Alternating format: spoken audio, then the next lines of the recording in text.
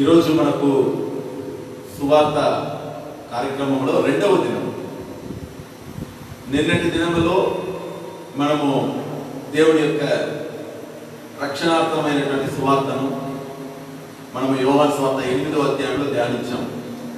మరి ఈ రోజు కూడా మనము ఈ రెండవ దినములో యేసు ప్రభువును గురించిన రక్షణ సువార్తను ఈ రోజు కూడా మనం ధ్యానం చేయబోతున్నాం. కనుక మనమందరం కూడా ఆయన రక్షణ సువార్తను వినడానికి మనమందరం కూడా అన్ని విధములలో మనం సిద్ధపడతాం. ప్రార్థన పూర్వకంగా ఉండండి. మనం ఈ రెండవ దినం కూడికను ప్రార్థనతో ప్రారంభించుకుందాం. తలలు వంచండి, ప్రార్థించుకుందాం. మమ్మల్ని ఎంతో మిగిలిగా ప్రేమించిన మా పరలోకపు తండ్రి, జీవం కలిగిన దేవ, మీ బంగారు పాదములకు వందనాలు, స్తోత్రం చెల్లిస్తున్నాం. మీ అపారమైన కృపను బట్టి ప్రభా, మరి ఈ మంగళవారం దినము ఈ సాయంకాల సమయం ప్రభా, మరి ఈ రెండవ దినం కూడికలో మమ్మల్ని అందరినీ కూడా నీ సన్నిధానంలో చేర్చినందుకు స్తోత్రం నాయనా. ఈరోజు జరగబోయే ఈ రెండవ దినము సువార్త సందేశములో మేమందరము పాలిభాగస్తులు అవుటకు ఈ రోజున ప్రభా మమ్మల్ని సిద్ధపరిచినందుకు స్తోత్రం నాయనా. అయా, ఈ యొక్క కార్యక్రమం ద్వారా రక్షణ లేని ఆత్మలను ప్రభా మీరు సంధించాలి. మీ యొక్క శక్తివంతమైన సువార్త ప్రకాశము ప్రభా అవిశ్వాసుల యొక్క మనోనేత్రమును వెలిగింప చేయాలని ప్రభా మేము ప్రార్థన చేస్తున్నాం. సువార్త రక్షింపబడుతున్న వారికి దేవుని శక్తి అని బైబిల్ గ్రంథంలో మేము చదువుతున్నాం. అటువంటి సువార్త మహిమ ప్రకాశము ఈ రెండవ దినము కూడా ప్రభా ఈ ఆన్లైన్ ద్వారా ప్రభా మ్రోగబడుటకు సహాయం చేయండి ప్రభా. మరి మాటల యందును వాక్యంలోను మరి ప్రభా ప్రార్థన అంశంలోను మీ సన్నిధి నడుపుదలను కోరుచున్నాం. సమస్తమును ప్రభా మీ కర్మలకు అప్పగిస్తున్నాం. ఏ ఆటంకం లేకుండా ఈ కార్యక్రమాన్ని మీరు ఆశీర్వదించండి. నజరుడైన యేసుక్రీస్తు నామమున ప్రార్థించి ప్రారంభించుకుంటున్నాం తండ్రి. ఆమేన్. హల్లెలూయా. హల్లెలూయా.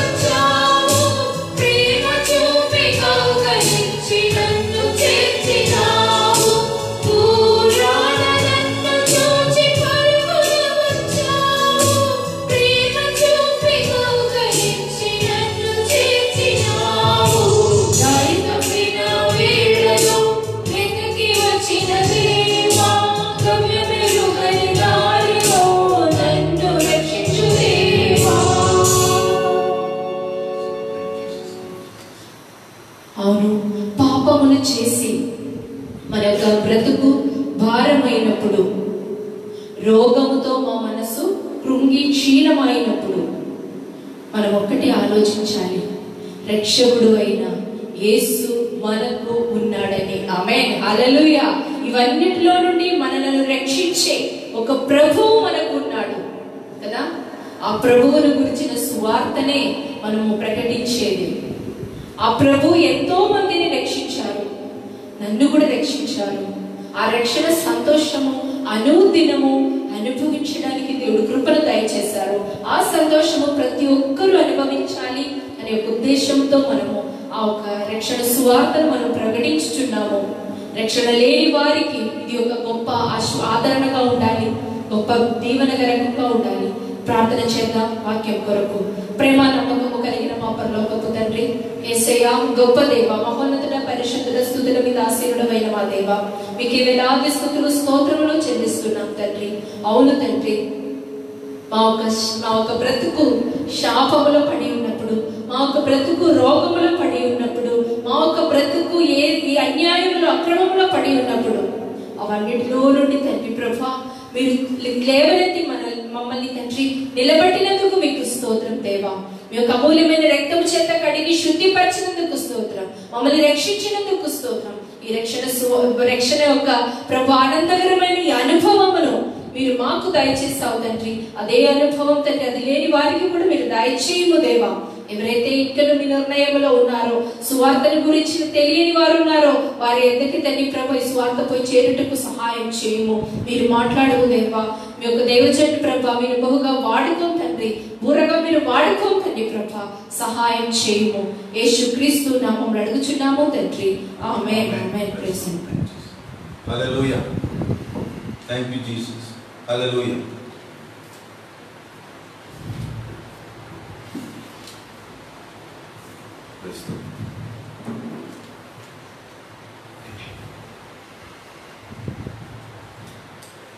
దేవునికి మహిమ కలుగును గాక.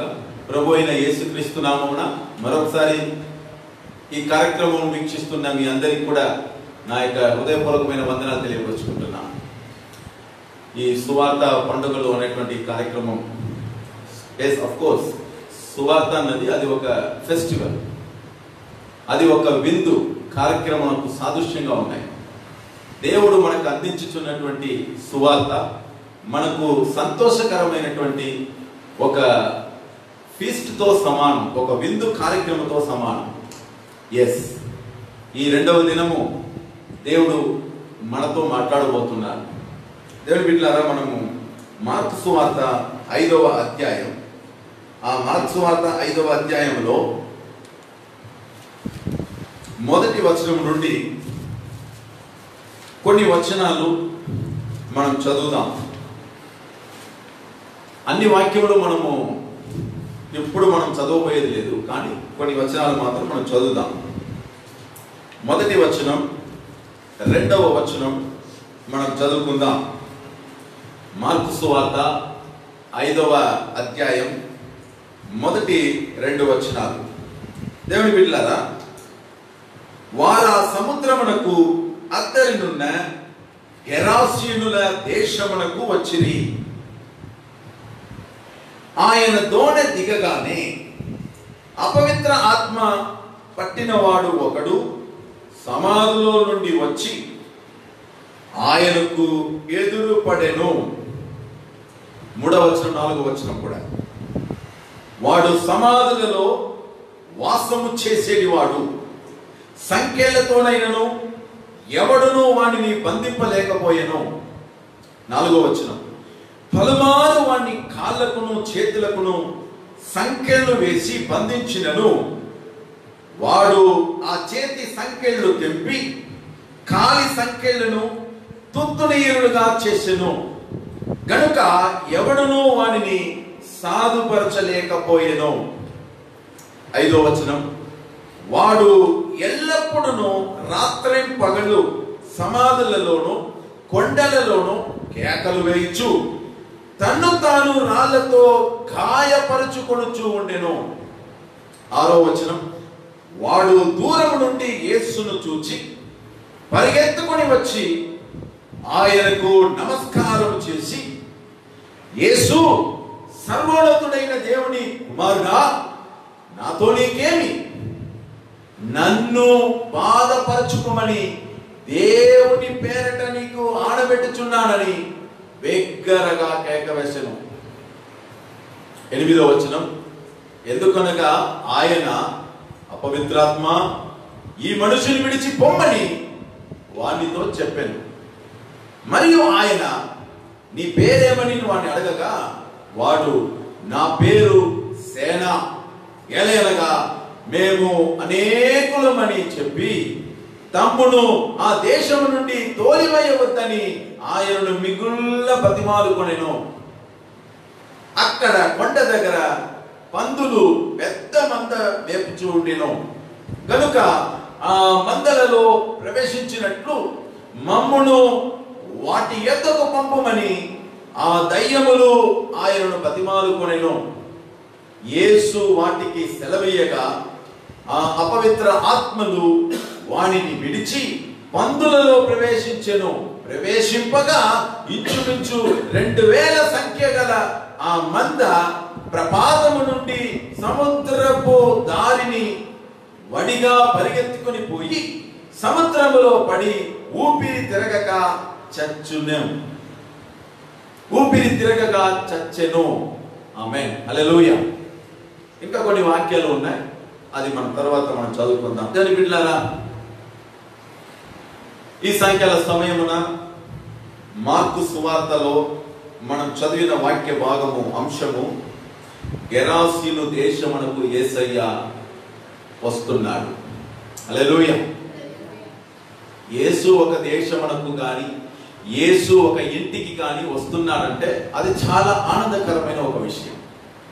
సృష్టికర్త అయిన దేవుడు, ఈ లోకమునకే వెలుగై ఉన్న దేవుడు, ఈ లోకమునకు జీవమై ఉన్న దేవుడు, ఆ ఆదిలో ఉన్నటువంటి వాక్యమైన దేవుడు సశరీరుడుగా భూమి మీద ఉన్న దినాలలో యేసుక్రీస్తు ప్రతి గ్రామములోనికి, ప్రతి పట్టణంలోనికి, ప్రతి ఊరులోనికి యేసయ్య వస్తాడంటే ఆ ఊరు ఎంతో సంతోషపడేది. కానీ యేసుక్రీస్తు మొట్టమొదటిసారి గెరాసీను దేశమునకు వచ్చాడు. దేవుని బిడ్డలారా, ఎక్కడ ఉంది గెరాసీను? బైబిల్ ఒక హిస్టారికల్ బుక్. ఇది ఏదో కథ పుస్తకం కాదు. మనకు బైబిల్లో చెప్పబడుతున్న స్థలముల పేరు, పట్టణాల పేరు, కాలము, సమయము, పేరు, ఊరు అన్ని మనకు రికార్డెడ్, అన్ని మనకు బైబిల్లో పొందుపరచబడింది. ఇది కథ కాదు, ఇది చరిత్ర. దాదాపు 2000 సంవత్సరాల క్రితం యేసుక్రీస్తు గలిలయ సముద్రములో ప్రయాణం చేసి ఆ గలిలయ సముద్రము నుండి ఆయన అద్దరికి వస్తున్నాడు. అద్దరికి అనగా యేసు ప్రభు గలిలయ సముద్రంలో వచ్చేటప్పుడు టువర్డ్స్ ఈస్ట్ సైడ్, తూర్పు దిక్కున దక్షిణ భాగము వైపు ఉన్న ప్రదేశములను యేసుక్రీస్తు సందర్శించడానికి, ఆ ప్రదేశములను, ఆ యొక్క దేశములను సంధించడానికి, దర్శించడానికి యేసుక్రీస్తు వస్తున్నాడు. మీరు ఈ 5వ అధ్యాయానికి ముందున్న 4వ అధ్యాయంలో యేసుక్రీస్తు ఒక పడవ ప్రయాణం చేసి వచ్చినట్లుగా మనం చూస్తున్నాం. అంటే 4వ అధ్యాయంలో మీరు గమనించినట్లయితే యేసుక్రీస్తు సాయంకాలం అయినప్పుడు యేసుక్రీస్తు శిష్యులతో పాటు గలిలయ సముద్రంలో పడవ ప్రయాణం చేసి వస్తున్నారు. యేసుక్రీస్తు ఆ యొక్క సముద్రములో పడవలో అంటే దోణెలో యేసుక్రీస్తు వెనక భాగంలో నిద్రిస్తున్నాడు. ఉన్నటువంటి పెద్ద తుఫాను వచ్చింది, ఉన్నటువంటి భయంకరమైన గాలి, గందరగోళం జరుగుతుంది ఆ యొక్క సముద్రం యొక్క ప్రయాణంలో. శిష్యులు, యేసుప్రభు శిష్యులు భయము చెందారు. యేసుక్రీస్తు అమరమున అంటే ఆ యొక్క దోణె వెనక భాగమున యేసుక్రీస్తు నెమ్మదిగా పడుకొని ఉన్నాడు. కారణము, పగలంతా ఆయన పరిచయం చేశాడు కాబట్టి కాసేపు నిద్రపోవాలని ఆయన వెనక భాగంలో పడుకొని ఉన్నాడు. శిష్యులందరూ భయపడిపోయి, బోధకుడా మేము నశించిపోతున్నాం, నీకు చింత లేదా అని చెప్పి యేసయ్యను లేపేశాడు. యేసు లేచి ఏం చేశాడు? గాలిని, సముద్రమును గద్దించాడు. గాలితో మాట్లాడుతున్నాడు, సముద్రం యొక్క అలలతో మాట్లాడుతున్నాడు. నిశ్శబ్దముగా ఊరకుండుడి అని యేసుక్రీస్తు గాలితోనూ సముద్రముతోనూ నిమ్మలముగా ఉండండి అని యేసు ప్రభు మాట్లాడేటప్పుడు గాలి అణిగిందట, మిక్కిలి నిమ్మలమైందట. ఎంత ఆశ్చర్యం! దేవుని బిడ్డలారా, యేసుక్రీస్తు గాలితో మాట్లాడుతున్నాడు, సముద్రముతో మాట్లాడుతున్నాడు. ఆయన మానవుడా లేదా దేవుడా? శిష్యులకు అర్థమే కాలేదు. వారు మిక్కిలి భయము చెంది 41వ వచనం మీరు గమనించినట్లయితే, 4వ అధ్యాయం 41వ వచనంలో గమనించినట్లయితే, వారు మిక్కిలి భయపడి ఆ శిష్యుల యొక్క సమూహము, యేసు ప్రభు ఏర్పాటు చేసుకున్న శిష్యులు భయము చెంది, ఈయన ఎవరో, ఈ యేసు ఎవరో, ఈ నజరేయుడైన యేసు ఎవరో, వారు చెప్తున్నటువంటి ఆ మాటలలో ఎన్నో ప్రశ్నలు ఉన్నాయి. ఈయన మానవుడా, పోని వేరే ఏదైనా మంత్రశక్తి ఉన్నవాడా, పోని వేరే ఎవరైనా దేవుడా, ఎటూ తోచక ఆయనను అర్థము చేసుకోలేక గాలియు సముద్రము ఈయనకు లోబడుచున్నవే. ఇంతవరకు మనం అలాంటి ఒక మనిషిని మనము మన జీవితంలో చూడలేదే. ప్రకృతి అన్ని కూడా యేసు ప్రభుకు లోబడుతుంది అని ఆశ్చర్యమైపోయి వారు ఒకరిని ఒకరు మాట్లాడుకుంటున్నారు. ఇది 4వ అధ్యాయం చివరిలో జరిగిన సంభవం. ఇప్పుడు ఆ సంభవమును దాటుకొని యేసు ప్రభుతో కూడా శిష్యులందరూ వస్తున్నారు. 5వ అధ్యాయంలో వారు ఆ సముద్రమునకు అద్దరినున్న గెరాసీనుల దేశమునకు వచ్చారు అని బైబిల్లో రాయబడింది. దేవుని బిడ్డలారా, మొదట బ్యాక్గ్రౌండ్ ఆఫ్ ద హిస్టరీ నేను చెప్తాను. ఆ తర్వాత అందులో ఉన్న ఆత్మీయ సత్యంలోకి మనం పోదాం. ఫస్ట్ బ్యాక్గ్రౌండ్ నేను డీటెయిల్గా మీకు ఎక్స్ప్లెయిన్ చేస్తాను. ఆ తర్వాత స్పిరిచువల్ మీనింగ్ ఏమిటి అనేది మనం చూసుకొని జీవము గల దేవునికి చివరిలో మనము సంపూర్ణముగా మన జీవితాన్ని సమర్పించుతాం. సరే, ఏం జరిగింది మనం చూద్దాం. చాలా ఇంట్రెస్టింగ్ అయిన సరే కొన్ని విషయాలు ఈరోజు నేను చెప్పబోతున్నా. గెరాసీను దేశమునకు వచ్చేది.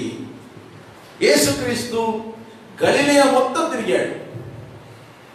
గలిలయ ప్రాంతము మొత్తం తిరుగుతున్నాడు. గలిలయ అన్నది ఒక రీజియన్. ఆ గలిలయ ప్రాంతంలో గలిలయ సముద్రం అని ఉంటుంది. అది నిజంగా సముద్రము కాదు, అది ఒక పెద్ద చెరువు. అది మంచి నీరు నిండి ఉన్న సముద్రం. మనకు తెలిసిన సముద్రం ఉప్పు నీరు, కానీ గలిలయ సముద్రము మంచి నీరుతో ఉన్న సముద్రం. ఆ సముద్రము చుట్టుపక్కల అనేక పట్టణాలు, దేశములు ఉన్నాయి.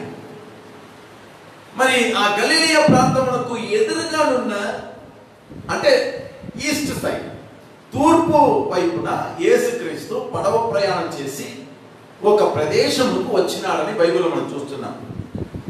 ఆ దేశము పేరు గెరాసీను. ఇది మన ఊరిలో ఉన్నటువంటి ఊరి పేరు కాదు. ఇది ఇశ్రాయేల్ దేశంలో ఆ ప్రాంతంలో ఉన్న అదే గలిలయ రీజియన్, ఆ గలిలయ ప్రాంతం పక్కన ఉన్న ఒక దేశం. ఈ దేశము మీరు గమనించినట్లయితే గలిలయ రీజియన్ ఇదైతే, లేదా గలిలయ సముద్రం ఇదైతే, ఈస్ట్ సైడ్లో ఈ సైడ్లో వస్తున్నారు యేసు ప్రభువారు. ఈ సైడ్ వచ్చేటప్పుడు ఆ ప్రదేశంలో ఉన్న ఒక పట్టణమే, ఒక నగరమే గెరాసీను. మీరు బాగా గమనించండి. ఈ గెరాసీను ఇశ్రాయేలు 12 గోత్రములలో యెహోషువ 12 గోత్రములకు స్వాస్థ్యమును పంచిపెడుతున్నాడు. అంటే కొన్ని వేల సంవత్సరాలకు ముందు యెహోషువ ఇశ్రాయేలీయులకు కానాను దేశమును పంచిపెడుతున్నాడు.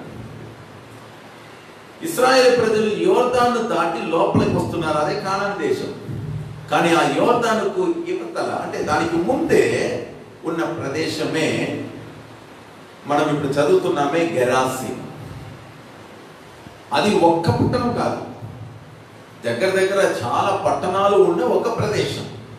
అందులో ఒక దేశమే బైబిల్లో మనం చదువుతున్నాం గెరాసునుల దేశం. అక్కడ పచ్చగా గొర్రెలు, ఆవులు, మందలు మేపడానికి కావలసిన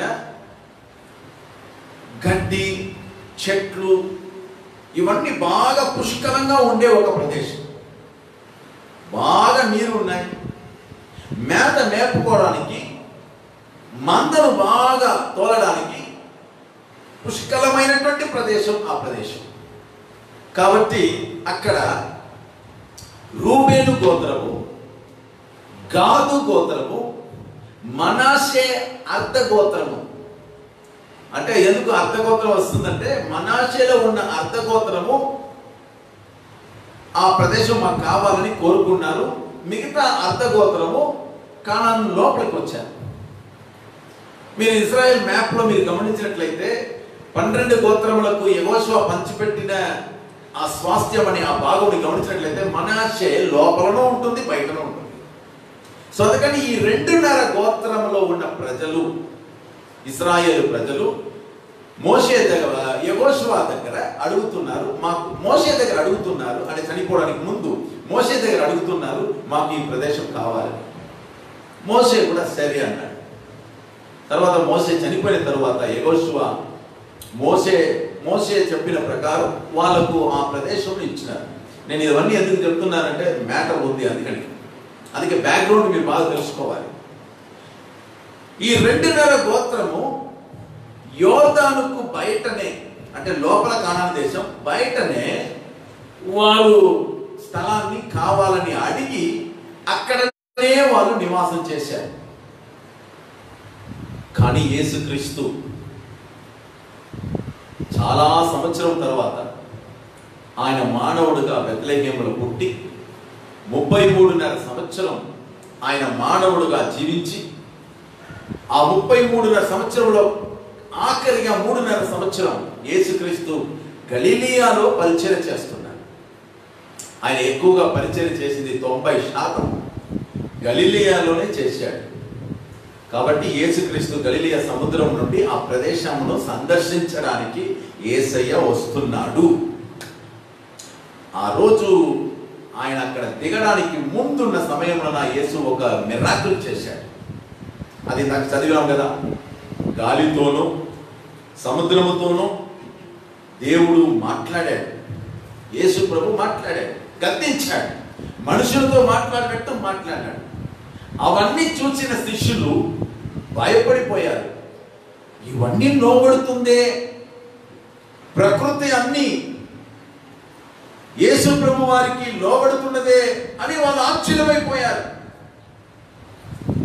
ప్రకృతి మాత్రం కాదు, యేసుక్రీస్తుకు ఎవరైనా లోబడవలసినదే. ఆమేన్, హల్లెలూయా. యేసుక్రీస్తుకు ఎవరైనా సరే లోబడాలి. యేసుక్రీస్తు అన్నిటికీ అధికారం కలిగిన దేవుడు. ఆయన ఆకాశములకు భూమికి సర్వ అధికారం కలిగిన దేవుడు. యేసు ప్రకృతితో మాత్రం మాట్లాడే దేవుడు కాదు, యేసుక్రీస్తు దయ్యములతో కూడా మాట్లాడుతున్నాడు. ఆ దయ్యములు కూడా యేసుక్రీస్తుకు లోబడుతుంది. ఇక్కడ మీరు గమనించినట్లయితే యేసుక్రీస్తు గెరాసీను దేశమునకు వచ్చాడు. ఆయన దోణ దిగగానే అని మన బైబిల్లో మనం చూస్తున్నాం. 2వ వచనం, 5వ అధ్యాయం 2వ వచనంలో ఆయన దోణె దిగగానే. చూడండి దేవుని బిడ్డలారా, దోణె దిగగానే ఏం జరిగింది? అపవిత్ర ఆత్మ పట్టిన వాడు ఒకడు సమాధిలో నుండి వచ్చున్నాడు. వాడు సమాధిలో ఉన్నాడు. ఆయనకు ఎదురు పడెను. మీరు బాగా గమనించండి, ఈ సంభవం మార్కు మాత్రం రాయలే. మత్తయి రాశాడు, లూకా రాశాడు, యోహాను మాత్రం రాయలే. నిన్నటి దినములో మనము యోహాను మాత్రం రాసిన ఒక ప్రత్యేకమైన సంభవాన్ని మనం ధ్యానం చేశాం. అవును కదండి, మొదటి రోజు. ఈరోజు ఈ సంభవం 3 రాశారు. ఎవరా 3? మనం ఇప్పుడు చదివిన మార్కు, తర్వాత మార్కు కంటే ముందున్న మత్తేయు, తర్వాత మార్కు తర్వాత లూకా అనే ఒక అతను ఉన్నాడు. ఆయన ఇదే సంభవాన్ని రాస్తున్నాడు. అట్లయితే ముగ్గురు ఈ ఒక్క సంభవాన్ని, ఆ దేశంలో జరిగిన ఈ యొక్క సంభవాన్ని ఈ ముగ్గురు కూడా ప్రజెంట్ చేస్తున్నారు. దానికి ముందు ఈ ముగ్గురు ఒకే సంభవాన్ని చూచిన వాటిని, విన్న వాటిని వారు మనకు పంచుకుంటున్నారు.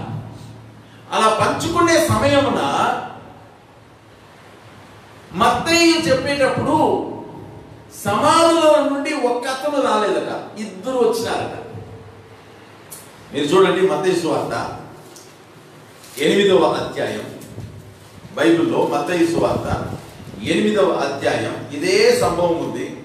28వ వచనం, ఆయన అద్దరినున్న కదరేనియుల దేశము చేరగా దయ్యములు పట్టిన ఇద్దరు మనుషులు సమాధులలో నుండి బయలుదేరి ఆయనకు ఎదురుగా వచ్చిరి. వారు మిగుళ్ళ ఉగ్రులైనందున ఎవడనూ ఆ మార్గమున వెళ్ళలేకపోయాను. ఇప్పుడు మత్తయి చెప్తున్నాడు, ఎంతమంది వస్తున్నారు? ఇద్దరు అపవిత్ర ఆత్మలు పట్టిన మనుషులు వస్తున్నట్టుగా మత్తయి చెప్తున్నాడు. మార్కులో మీరు గమనించినట్లయితే అపవిత్ర ఆత్మ పట్టిన వాడు ఒకడు అని చెప్తున్నాడు. ఇది చదివేటప్పుడు కొంతమందికి డౌట్ వస్తుంది, ఎవరు నిజం చెప్తున్నారు, ఎవరు అబద్ధం ఆడుతున్నారు? ఎవరు అబద్ధం ఆడలేదు, ఇద్దరు నిజమే చెప్తున్నారు. ఇదే సంభవం లూకా సువార్త 8వ అధ్యాయం, ఒకసారి చూడండి. లూకా సువార్త 8వ అధ్యాయం 26వ వచనములో, వారు గలిలయకు ఎదురుగా ఉండు గెరాసీనుల దేశమునకు వచ్చిది. ఆయన ఒడ్డున దిగినప్పుడు ఆ ఊరి వారు ఒకడు ఆయనకు ఎదురుగా వచ్చెను. ఆ ఊరి వారు ఒక్కడు. లూకా కూడా ఒక్కడు వచ్చినాడు అని చెప్తున్నాడు. మత్తయి మాత్రం ఏం చెప్తున్నాడు? ఇద్దరు వస్తున్నారని చెప్తున్నారు. ముగ్గురు చెప్పేది సత్యం. ఒక ప్రార్థన కూడికకు ఒక కుటుంబం వారు పోయినారు, ప్రార్థించుకున్నారు. ఇప్పుడు ఆ కుటుంబం వారిలో ఒక్కొక్కరికి జరిగిన విషయాలను మనము చూచి రాస్తున్నాం. అలా రాసేటప్పుడు ఆ కుటుంబంలో ఉన్న నలుగురో ముగ్గురో, ఆ కుటుంబంలో ఉన్న ఒకరి జీవితంలో జరిగిన విషయాన్ని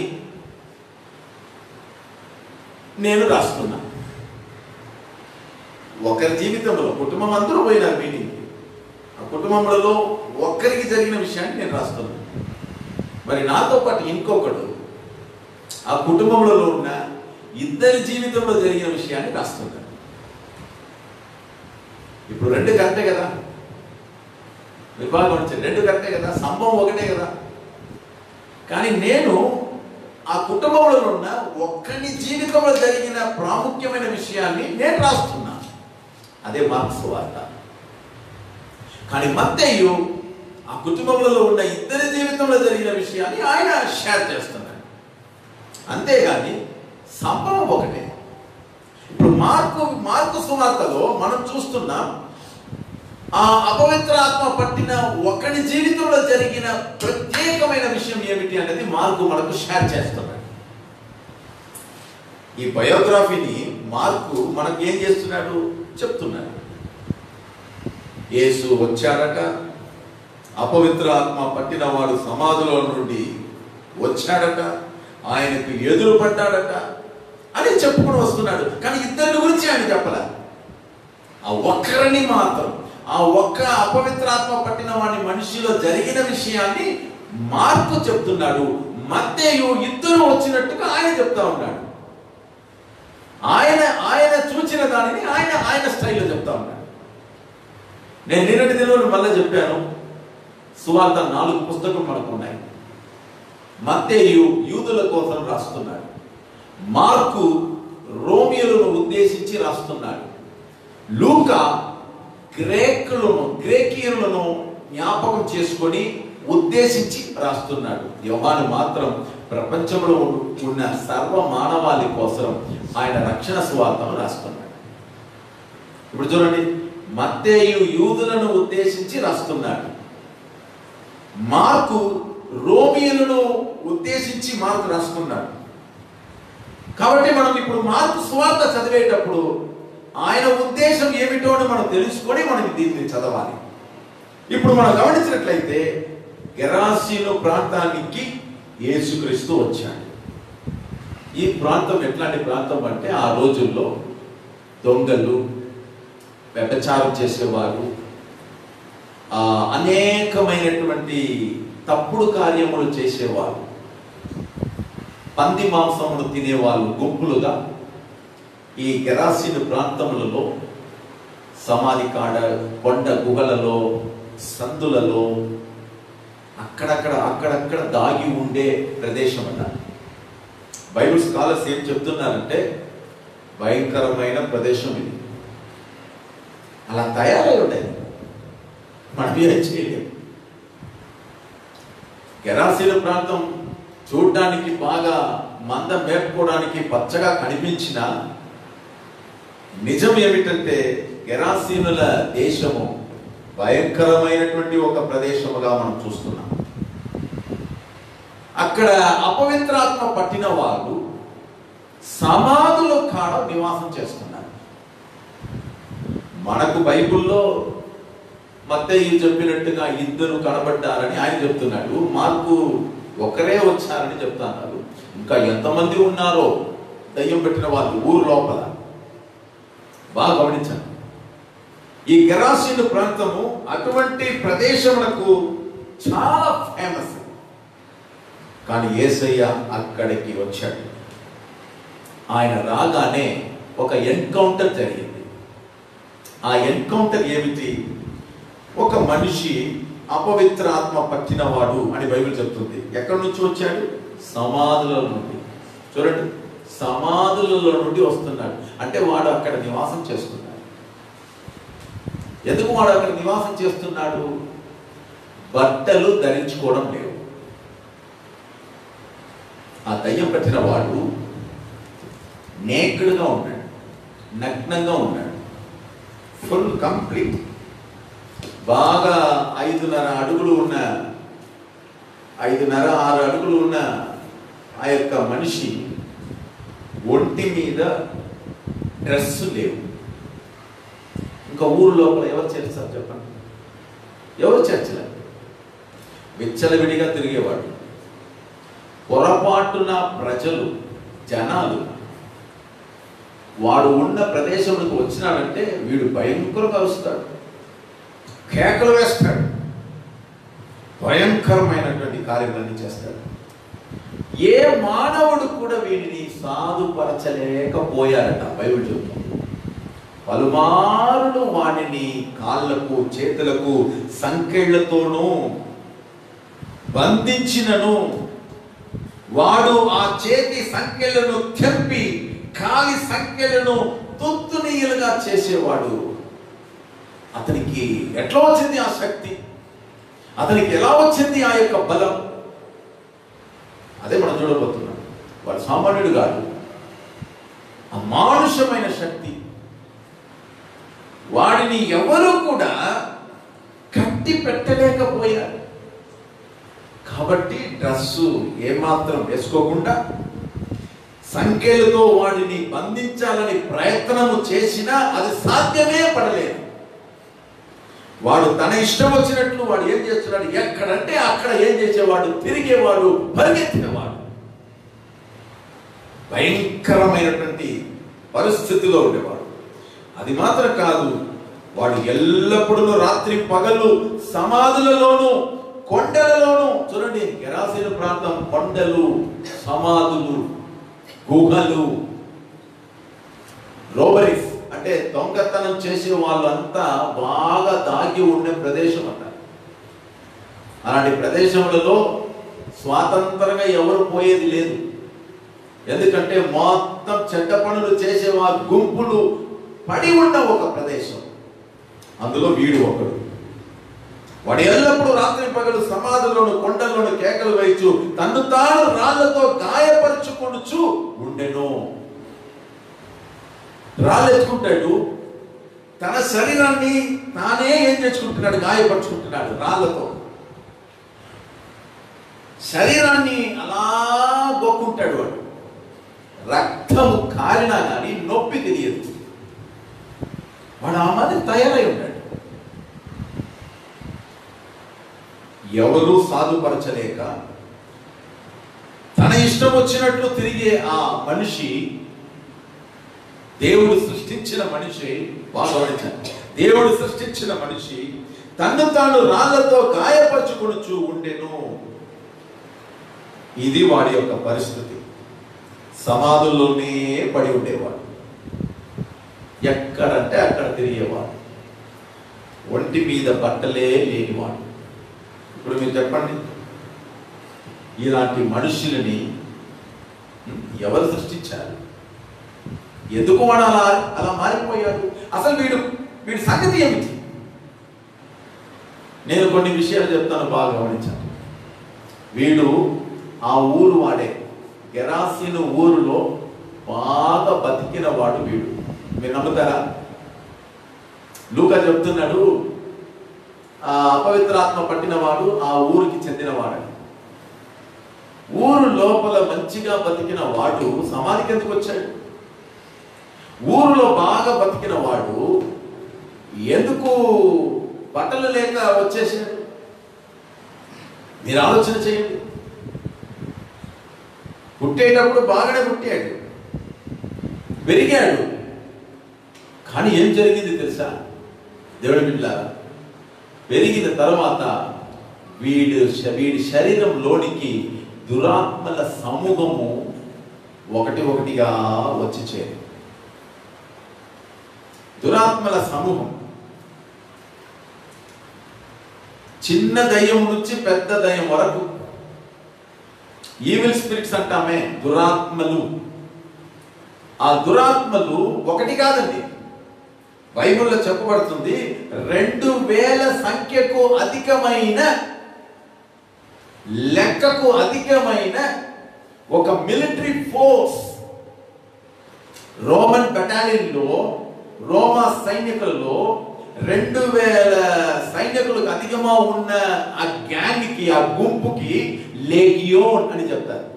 లేగియోన్ 2000 సంఖ్యకు అధికమైన వారిని, అంటే 3000, 4000, 5000, 6000 సంఖ్యకు అధికమైన ఆ యొక్క సైన్య సమూహమునకు సేన అని చెప్తారు.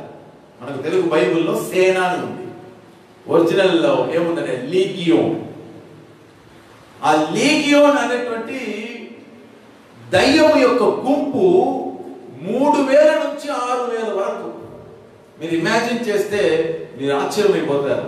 అతని శరీరం లోపల 2000 సంఖ్యకు అధికమైన దురాత్మలు ఉంది అని మార్కు మనకు ప్రజెంట్ చేస్తున్నాడు. ఒక్క దయ్యం శరీరంలో ఉంటేనే మన పరిస్థితి అయోమయం. బైబిల్లో మగదలేనా ఊరికి చెందిన మరియా అనే ఒక స్త్రీ ఉంది. ఆమెలో 7 దయ్యములు ఉంది. యేసు ప్రభు వారు ఆమె శరీరంలో ఉన్న ఆ 7 దయ్యములను వెళ్ళగొట్టి ఆమెను యేసుక్రీస్తు బాగు చేశాడు. ఆమె ఇప్పుడు స్వస్థత పొంది మంచి ఆరోగ్యముతో ప్రభు అయిన యేసుక్రీస్తు అనుచరులుగా మారింది మగదలేన మరియా. ఆమెలో ఎన్ని దయ్యములు ఉంది? 7 దయ్యములు. మరి ఈ అపవిత్ర ఆత్మ పట్టిన వాడు ఉన్నాడే, వీడి శరీరంలో బైబిల్ చెప్తుంది 2000 సంఖ్యకు అధికమైన దయ్యాలు ఉండిందట. అందుకే ఆ దయ్యము యొక్క గుంపులకు హెడ్ ఒక అతను ఉంది, హెడ్ లీడర్. ఆ పెద్ద దయ్యం చెప్తుంది యేసయ్య దగ్గర, మేము అనేకులము కాబట్టి మేము సేన అని చెప్తాం.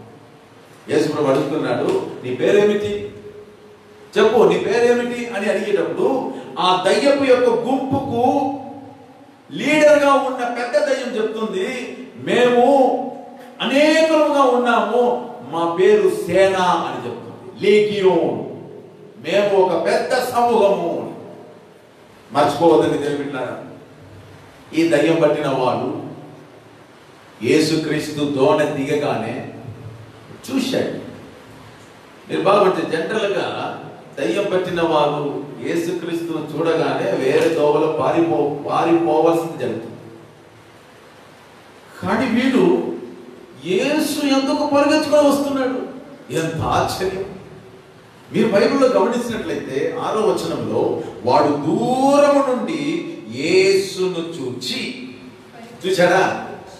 అడ్డదారిలో పరిగెత్తుకొని మాయమైపోయాడని లేదు బైబిల్లో. ఏం చేశాడు తెలుసా? వాడు దూరం నుండి యేసును చూచి పరిగెత్తుకొని వచ్చి ఆయనకు నమస్కారము చేశాడు. వావ్! ఇది సాధారణ దయ్యము కాదు, రిలీజియస్ స్పిరిట్. బాగా గమనించండి. ఒకప్పుడు ఈ దయ్యములు పరలోకములో ఉన్న దూతలు వీళ్ళు పాపం చేసి పడిపోయి ఉన్నారు. పరలోకములలో రాత్రి పగళ్ళు జీవగల దేవుడైన యేసయ్యను ఆరాధించే దయ్యము, ఆరాధించే దూతలు. ఈ దూతలు పాపం చేసి పడి ఉంటారు. వాళ్ళు భూమి మీద విచ్చలవిడిగా తిరుగుతూ ఉన్నప్పుడు ఆ దేవాది దేవుడు మానవ ఆకారంలో వచ్చేటప్పుడు ఈ దయ్యములకు తెలుస్తుంది, అబ్బో వచ్చేనాడు, ఈయన పూజనీయుడు, ఈయన ఆరాధించడానికి యోగ్యుడు. ఒకప్పుడు మనము సమూహముగా చేరి ఈయననే కదా పరలోకములలో ఆరాధించాం. ఆరాధనకు యోగ్యుడుగా ఉన్న ఆ యేసుక్రీస్తు మనుష్య ఆకారంలో ఇదో వస్తున్నాడని తెలిసి ఈ దయ్యం పట్టిన వాడు పరిగెత్తుతున్నాడు. యేసు యొద్దకు పరిగెత్తుతున్నాడు. చూడండి, దయ్యము కనిపెట్టింది యేసు ఎవరో. శిష్యులకు తెలియలేదు. గాలియు సముద్రము ఏమిట్రబ్బా, ఈయనకు లోబడుతుందే, ఈయన ఎవరో అని వాళ్ళు విస్మయం పొందారు. కానీ దయ్యం యొక్క సాక్ష్యం చూడండి. పరిగెత్తుకొని వచ్చింది, యేసయ్యకు నమస్కారం చేసింది, నోరు తెరచి ఆ దయ్యం పట్టిన వాడు చెప్తున్నాడు. ఎందుకంటే ఆ దయ్యం పట్టిన వాడి శరీరం లోపల కదా దయ్యాలు ఉన్నాయి కాబట్టి వాడు చెప్తున్నాడు యేసు పేరు చూడండి. ఎవరు చెప్పారు యేసు? దయ్యం చెప్తుంది, యేసు సర్వోన్నతుడైన దేవుని కుమారుడా, the most high son of God. మత్తయి చెప్తాడు. మత్తయి పుస్తకంలో చూసినట్లయితే మీరు 8వ అధ్యాయం, ఎవరైనా ఒకరు మత్తయి సువార్త 8వ అధ్యాయం పెట్టుకోండి, ఒకరు లూకా సువార్త 8వ అధ్యాయం పెట్టుకోండి. నేను రెఫరెన్స్ చెప్పేటప్పుడు మీరు నాకు సహాయం చేయాలి. చదవండి 29వ వచనం. వారు ఆ దయ్యం పట్టిన వారు ఎలా అర్చినారు చూడండి. ఇదిగో దేవుని కుమారుడా. చూడండి, ఆ దయ్యం పట్టిన వాళ్ళు ఏమన్నారు? యేసుని చూసి ఏమన్నారు? దేవుని కుమారుడా. మార్కు సువార్తలో చూడండి, యేసు సర్వోన్నతుడైన దేవుని కుమారుడా, సర్వోన్నతుడైన దేవుని యొక్క కుమారుడా. సర్వోన్నతుడు యేసయ్య, సర్వోన్నతుడు. మీరు నమ్ముతారా? యేసు మానవుడు కాదండి. యేసు మానవుడు కాదు. ఒక దయ్యం యొక్క స్టేట్మెంట్. ఒక్క దయ్యం కాదు, 2000 సంఖ్యకు అధికమైన దురాత్మల యొక్క స్టేట్మెంట్. ఆ దయ్యములు యేసయ్యను ఎలా స్తుతించిందో చూడండి. యేసు అని చెప్తూ సర్వోన్నతుడైన దేవుని కుమారుడా అని చెప్తా ఉంది. కానీ ఈరోజు మానవాళికి యేసు ఎవరన్నదే తెలియదు. యేసు క్రైస్తవ మతానికి గురువు ఏమో అని కొందరు అనుకుంటున్నారు. మహాత్మా గాంధీ, బుద్ధుడు, ఇట్లాంటి వారందరిలో యేసుక్రీస్తు కూడా ఒక మహానుభావుడు అని కొందరు నమ్ముతా ఉన్నారు. కానీ దయ్యము చెప్పింది మీరు గమనించినారా? ఏం చెప్పింది ఆ దయ్యములు? ఆ దయ్యం చెప్పింది యేసు సర్వోన్నతుడైన దేవుని కుమారుడా. What a revolution! దయ్యానికి తెలుసు ఒకప్పుడు పరలోకములో ఈయనను కదా మనం ఆరాధించినాం.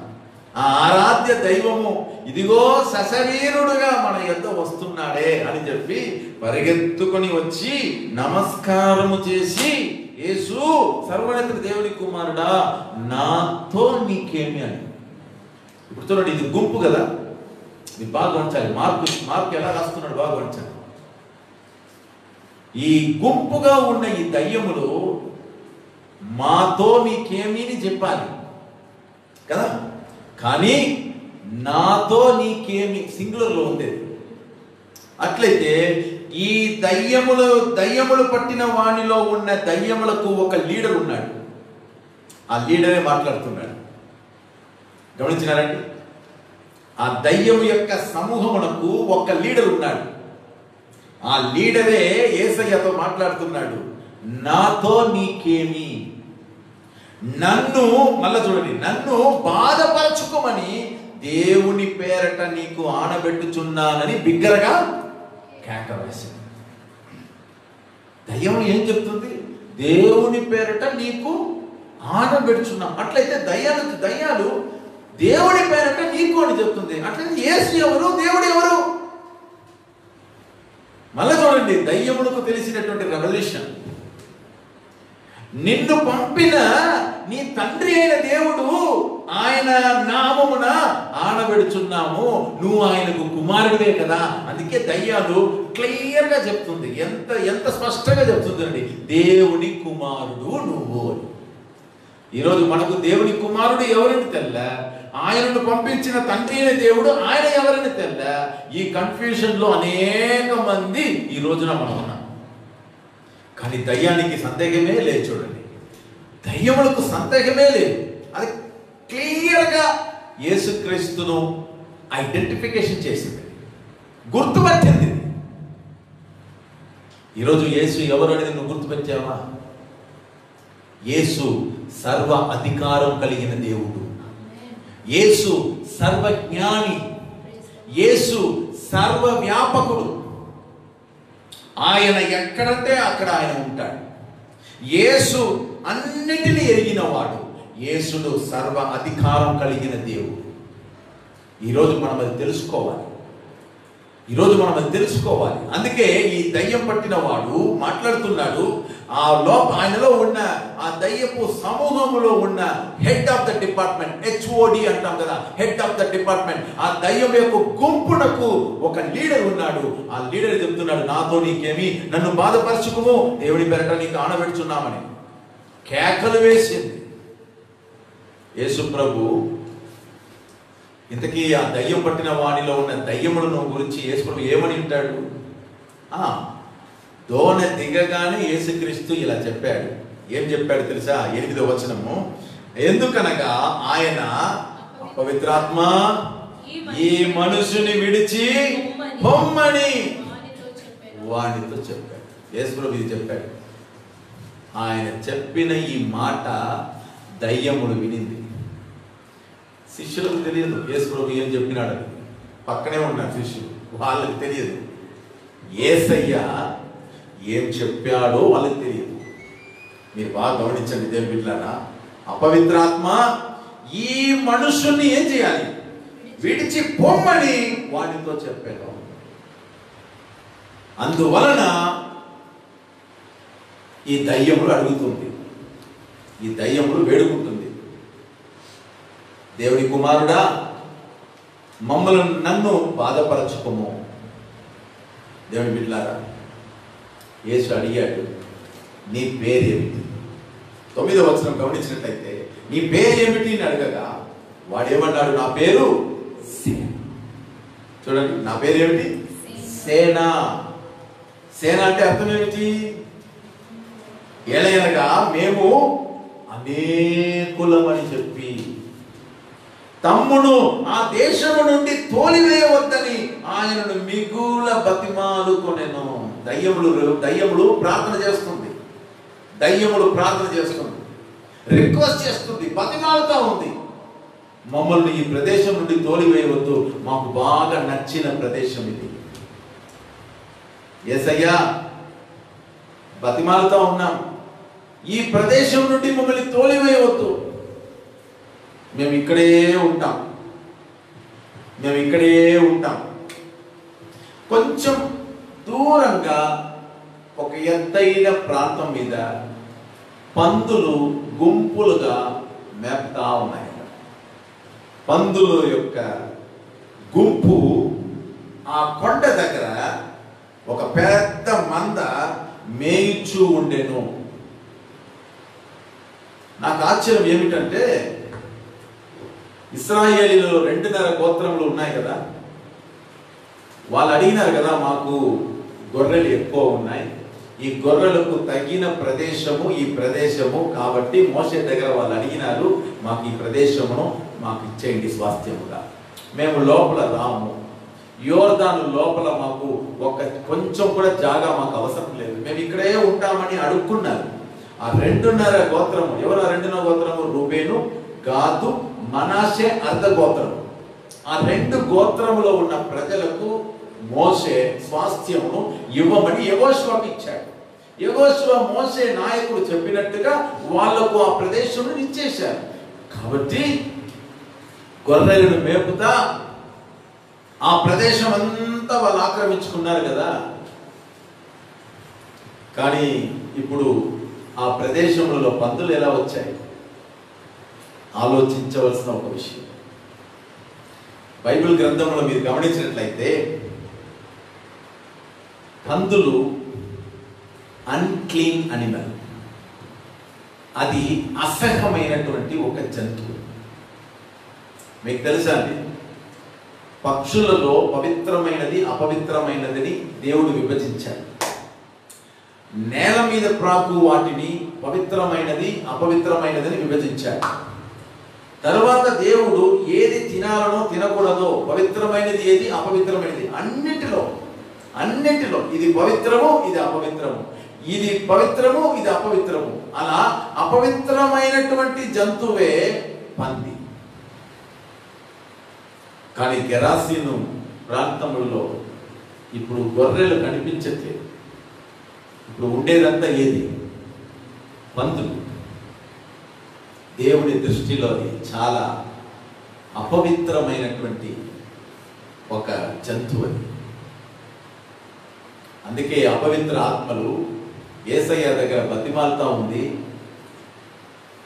యేసయ్య దగ్గర ఏం బతిమాలుతుందో తెలుసా? అపవిత్ర ఆత్మలు,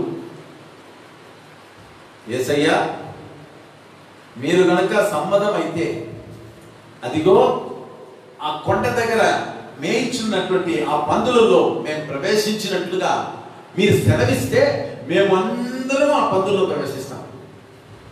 యేసులో పడినాడు, వెళ్ళిపోండి. ఆ మనిషిని శరీరము నుండి 2000 సంఖ్యకు అధికమైన దురాత్మల సమూహము శరీరమును విడిచి అట్లే పందులలో, అక్కడ ఉన్న పందులలో ప్రవేశించింది. బైబిల్లో మీరు గమనించినట్లయితే ఆ యొక్క పందులలో ప్రవేశించినట్లు మమ్మును వాటి ఎద్దకు పంపుమని ఆ దయ్యములు ఆయనను బతిమాలుకొనెను. ఇక్కడ మీరు బాగా వచ్చండి, ఆ దయ్యములు. ఇప్పుడు ప్రతి దయ్యము యేసుక్రీస్తుతో మాట్లాడుతుంది. ఫస్ట్ మాట్లాడింది ఎవరు? లీడర్. నాతో నీకేం పని, నన్ను బాధపరచుకోమని దేవుని పేరట నీకు ఆనబెట్టుచున్నాను అని దయ్యముల యొక్క హెడ్ మాట్లాడింది కదా. ఇప్పుడు దయ్యములు మొత్తం మాట్లాడుతూ ఉంది బహువచనం. మొదట ఏకవచనంలో మాట్లాడింది. అంటే మీరు ఇక్కడ తెలుసుకోవాలి, ఆ దురాత్మ వాటన్నిటికీ ఒక లీడర్ ఉన్నాడని. అది వాడే లీడర్, దయ్యములన్నిటికీ పెద్దవాడు వాడే. వాడు మాట్లాడాడు, నాతో నీకేం పని, నన్ను బాధపరచుకోమని ఆ దయ్యం మాట్లాడింది. కానీ ఇక్కడ దయ్యములు మొత్తం యేసయ్య దగ్గర బతిమాలుకొని ఉంటుంది. ఆ దయ్యములు ఆయనను బతిమాలుకొనెను. యేసు వాటికి సెలవీయగా ఆ అపవిత్ర ఆత్మలు వాడిని విడిచి పందులలో ఏం చేసింది? ప్రవేశించింది. అంతవరకు పందులు నెమ్మదిగా వాటి పని చేస్తానే ఉంటే, ఈ దయ్యములు ఎప్పుడైతే పందుల్లో అపవిత్ర ఆత్మలు అపవిత్రమైన పందులలో ప్రవేశించేటప్పుడు ఒక సంభవం జరిగింది, భయంకరమైన సంభవం. ఏం జరిగిందో తెలుసా? ఆ అపవిత్ర ఆత్మలు వానిని విడిచి ఆ ఒక్క మనిషిలో ఉన్న దయ్యములన్నీ యేసు ప్రభు సెలవీయగానే అతనిని విడిచి పందులలో ప్రవేశింపగా ఇంచుమించు 2000 సంఖ్య గల ఆ మంద ప్రపాతము నుండి సముద్రపు దారిని వడిగా పరిగెత్తుకుని పోయి సముద్రములో పడి ఊపిరి తిరగక చచ్చెను. గలిలయ సముద్రములలో ఈ పందులు మొత్తం పడి చచ్చిపోయి, కానీ ఆ అపవిత్రాత్మ చావలే. బాగా గమనించండి, పందులు చచ్చింది, దురాత్మ చావలే. దురాత్మలు ఆ సముద్రపు నీటిలోనే బతుకుతాము. ఇక్కడ ఒక రహస్యం చెప్తాను, భావించండి. దయ్యముల యొక్క లాడ్జింగ్ ప్లేస్ ఏమో తెలుసా? నీరున్న చోట. అట్లయితే మనుష్యుని శరీరంలోనికి దయ్యం ఎందుకు వస్తుంది? మన శరీరంలో కూడా 70% నీరు. కావాలంటే మీరు మెడికల్లో గమనించండి, మానవ శరీరంలో 70% కంప్లీట్గా నీరే. ఇప్పుడు చెప్పండి, దయ్యానికి శరీరంలో రావడానికి కావలసిన లాడ్జింగ్ ప్లేస్ మన శరీరంలో నీరు ఉంది కాబట్టి దయ్యములు మనలో ప్రవేశించడానికి ఆత్రపడతా ఉంటుంది. మనము దయ్యములకు చోటిస్తే అవి మనలోనికి వచ్చేస్తాయి. దేవుడు మనల్ని సృష్టించేటప్పుడు ఆయన ఆత్మ మనలో నివసించడానికే ఈ శరీరాన్ని నేను సృష్టించాడు. మీ శరీరము దేవుని ఆలయమని మీరు ఎరగరా అని బైబిల్ చెప్తుంది. ప్రతి మానవానికి వాడి యొక్క శరీరము దేవుని ఆలయము. ఆ ఆలయాన్ని మనము పాడు చేయకూడదు. మీరు ఆ ఆలయాన్ని పాడు చేస్తే దేవుడు మిమ్మల్ని పాడు చేస్తాడు అని దేవుని వాక్యం చెప్తాం. వీటి సంగతి ఏమిటి? ఎన్ని సంఖ్యలకు ఉన్నటువంటి దురాత్మలు ఈ ఒక్క మనిషిని శరీరంలో ఎలా వచ్చింది? బాగా గమనించండి దేవుని బిడ్డలారా. ఈ దయ్యం పట్టిన వాడి శరీరంలో 4 ప్రధానమైన దయ్యములు ఉన్నాయి. ఎన్ని ప్రధానమైన దయ్యములు? 4 ప్రధానమైన దయ్యములు. 2000 సంఖ్యకు అధికమైన దయ్యములు ఉండింది. కానీ ఇతని శరీరమును కంప్లీట్ గా కంట్రోల్ చేయగలిగిన 4 ప్రధానమైన దయ్యములు. ఆ 4 ప్రధానమైన దయ్యములలో మీరు గమనించినట్లయితే మొదటి దయ్యము ఆత్మ హత్యను ప్రేరేపించే దయ్యము. సూసైడ్ స్పిరిట్ అంటాం. Suicide spirit. ఇప్పుడు చూడండి, ఈ లాక్డౌన్ పీరియడ్ లో కరోనా వైరస్ వ్యాపకం చెందిన సమయంలో మానవానికి ఒత్తిడి పెరిగిపోయింది. పనులు లేవు, ఉద్యోగము ఉన్నా పనికి పోకూడదు అని చెప్తున్నారు. ఆఫ్ శాలరీ అంటున్నారు. కష్టపడి పని చేయడానికి మనం బయట పోవాలన్నా కరోనా వైరస్ అంటున్నారు. పని చేయలేరు, సంపాదించలేరు, ఒత్తిడి స్టార్ట్ అవుతుంది. ఎట్లా బతికేది?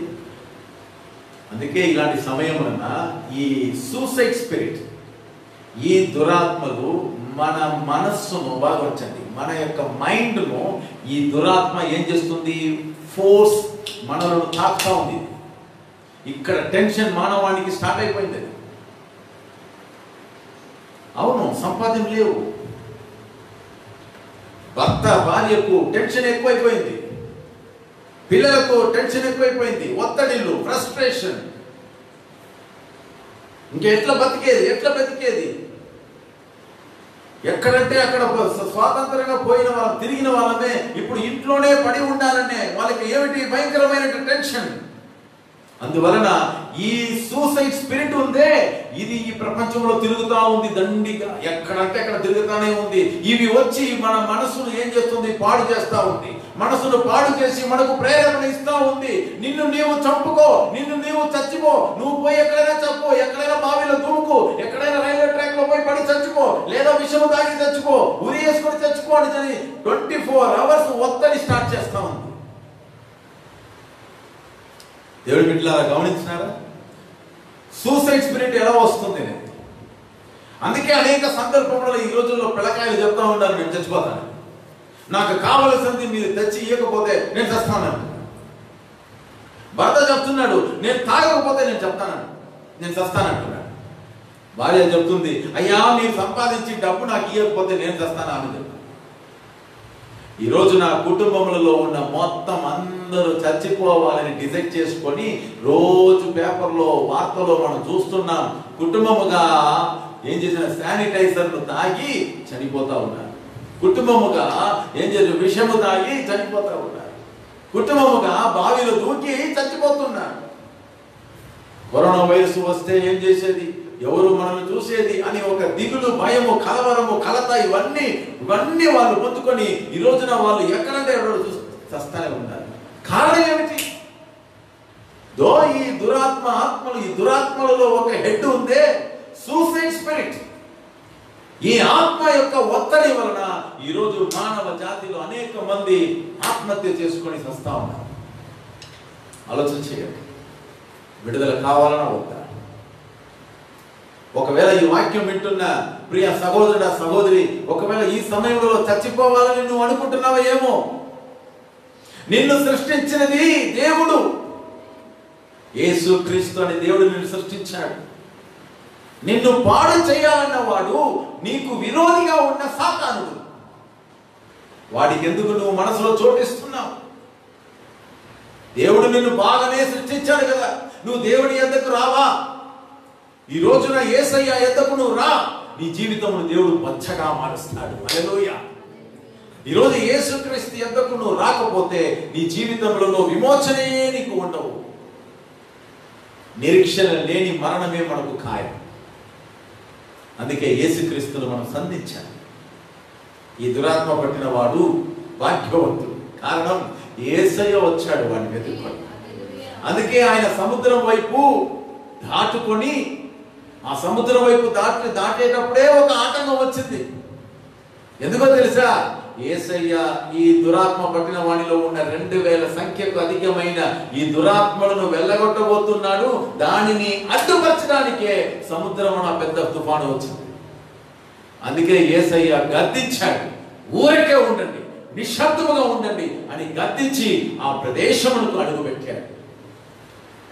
బాగొడచండి. 4 విధమైన మేజర్ స్పిరిట్స్. దాంట్లో నంబర్ 1 సూసైడ్ స్పిరిట్, ఆత్మ హత్యను ప్రేరేపించే ఆత్మ. ఈ ఆత్మ ఇతనిలో ఉండింది కాబట్టి వీడు ఏం చేశాడు తెలుసా? మార్కు సువార్త 5వ అధ్యాయం 5వ వచనంలో, వాడు ఎల్లప్పుడూ రాత్రి పగలు సమాధులలోను కొండలలోను కేకలు వేయించు తన్ను తాను రాళ్లతో గాయపరుచుకొనుచు ఉండెను. చూశారండి? Suicide spirit. తన్ను తాను. ఈరోజు యంగ్స్టర్స్ అనేక మంది లవ్ ఫెయిలియర్ అయిపోయి ఆత్మహత్యలు చేసుకోవాలని ప్రయత్నం చేసి ఏదో ఒకటిని తాగేసి ప్రాణమును అలా ఇలా కొట్టుకొని ఉండే సమయంలో హాస్పిటల్లో చేరిపోయి నానా విధమైన అవసరం పడే ఎంతో మంది యంగ్స్టర్స్ మనం చూస్తున్నాం. ఈరోజు యవ్వనస్తులు అనేక మంది బతకడానికి ఇష్టం లేక, తన ఆశ నెరవేరలేదని చెప్పుకొచ్చి, తనకు ఒక మంచి కుటుంబము లేదే, తనకు బాగా చదవడానికి ఇది లేదే అని చెప్పి అనేక మంది డిప్రెషన్కు లోనైపోయి, ఫ్రస్ట్రేషన్కు లోనైపోయి ఆత్మహత్యలు చేయించుకుంటున్నారు.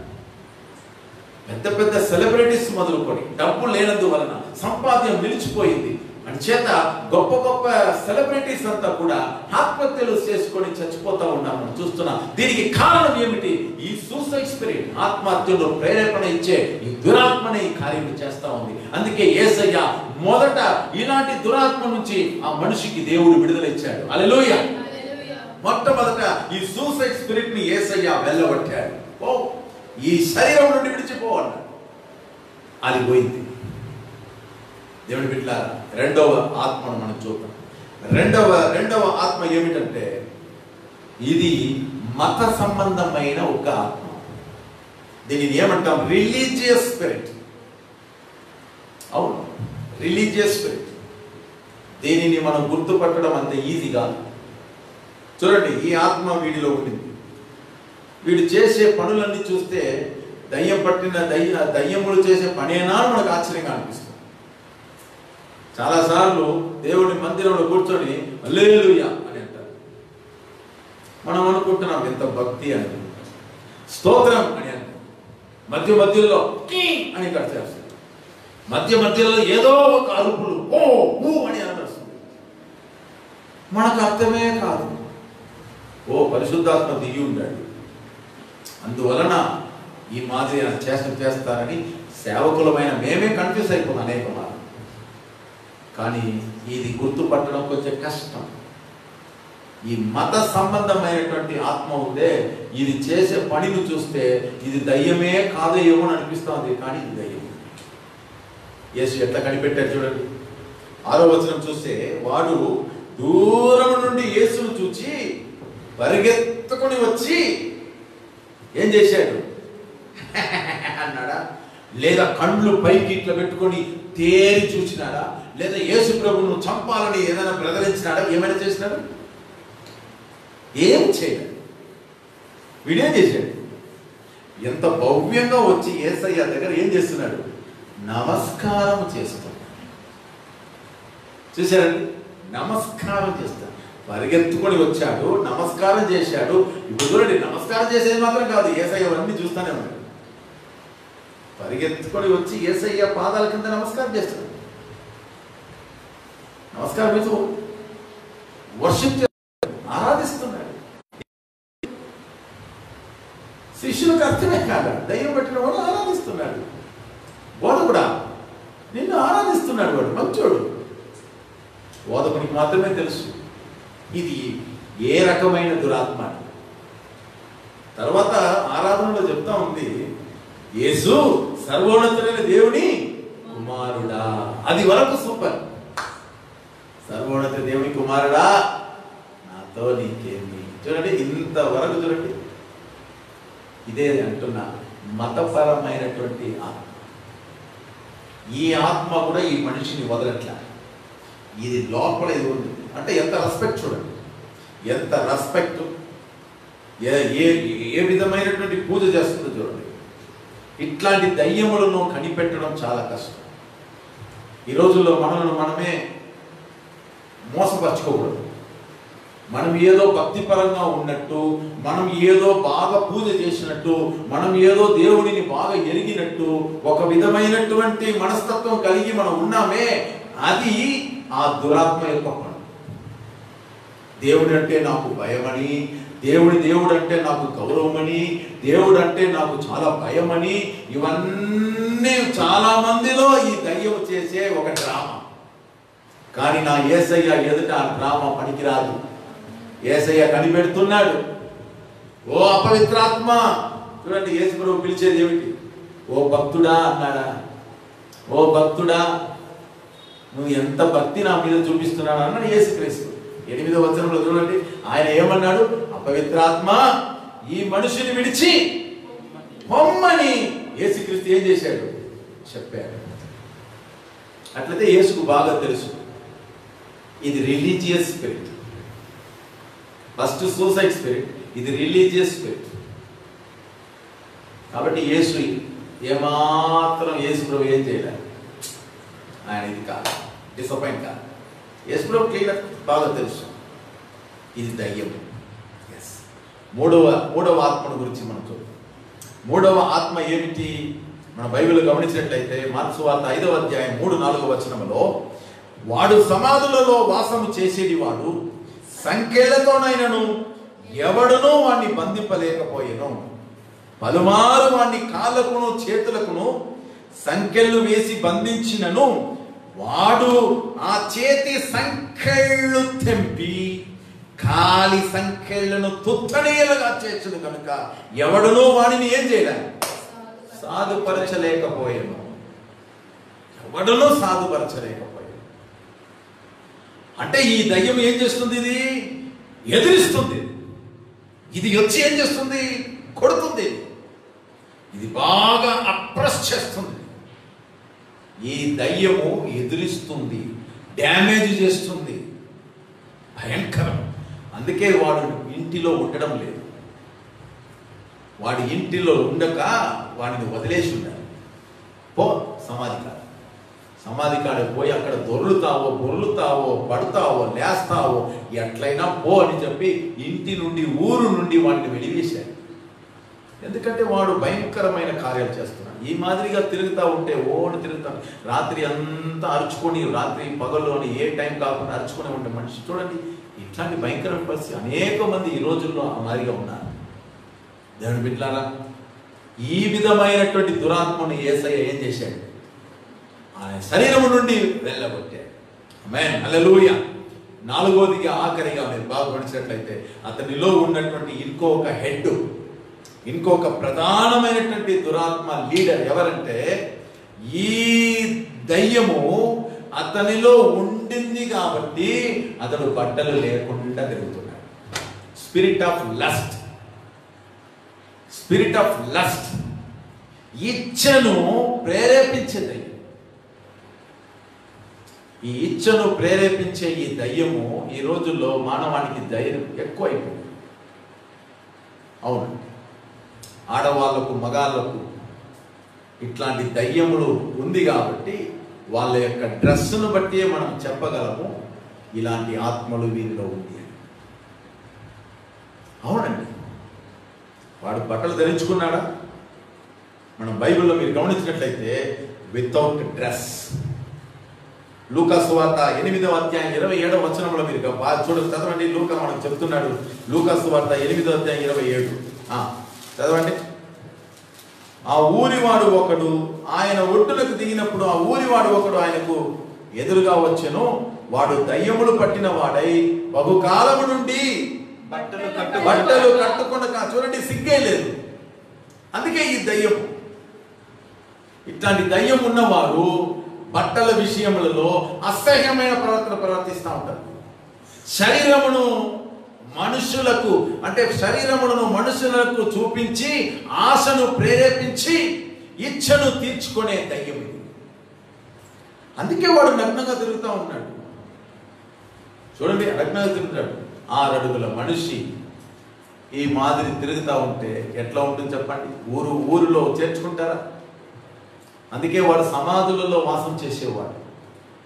ఎక్కడంటే అక్కడ పడుకుంటాడు, ఎక్కడంటే అక్కడ తిరుగుతుంటాడు, ఏది దొరికినా అది తింటా ఉంటాడు. ఒక భయంకరమైనటువంటి మోసకరమైనటువంటి పరిస్థితులు జీవిస్తూ ఉన్నాడు. ఈ రోజుల్లో ఇలాంటి దయ్యపు యొక్క ప్రేరేపణలు కలిగిన మనుషులు అనేక మంది మనం చూడగలం. ఇట్లాంటి మనిషిని సృష్టించింది ఎవరు? ఆ నజరేయుడైన యేసే ఈ మనిషిని సృష్టించాడు. ఆమేన్. మనము ఆయన సృష్టి పని అయి ఉన్నాం. మనలను సృష్టించిన దేవునికి మనము ఎలా నిలబడుతున్నాం? నగ్నంగా నిలబడితే బాగుంటుందండి. అందుకే నా ప్రభువు జాలి గలవాడై, ప్రేమ కలిగిన వాడై, కల్వారి శిలువలో ఆయన నగ్నంగా నిలబడ్డాడు.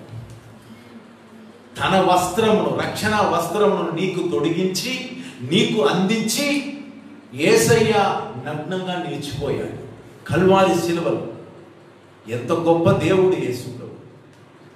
నీ యొక్క అవమానమును, నీ యొక్క సిగ్గును మరుగుపరచడానికి ఆ కల్వారి శిలువలో నుండి యేసయ్య నీకు వస్త్రమును ఇచ్చాడే, నీకు వస్త్రమును తొడిగించాడే.